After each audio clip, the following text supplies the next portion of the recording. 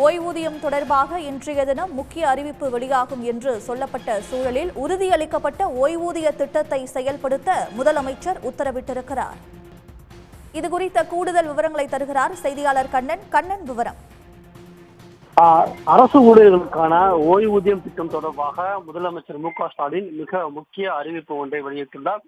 அதன்படி பார்த்தோம் என்றால் தமிழ்நாடு உறுதியளிக்கப்பட்ட ஓய்வூதிய திட்டத்தை செயல்படுத்தப்படும் என்று முதலமைச்சர் மு.க.ஸ்டாலின் அந்த அறிவிப்பை வெளியிட்டுள்ளார். இந்த அறிவிப்பை பொறுத்தவரை Tamil Nadu assured pension scheme top TAPS என்றதை செயல்படுத்தப்படும் என்று தமிழ்நாடு முதலமைச்சர் மு.க.ஸ்டாலின் அறிவித்துள்ளார். இந்த திட்டத்தின்படி மாநில அரசு அலுவலர்கள் பெற்ற கடைசி மாத ஊதியத்தில் 50% உறுதியளிக்கப்பட்ட ஓய்வூதியமாக வழங்கப்படும் என்று தெரிவிக்கப்பட்டுள்ளது.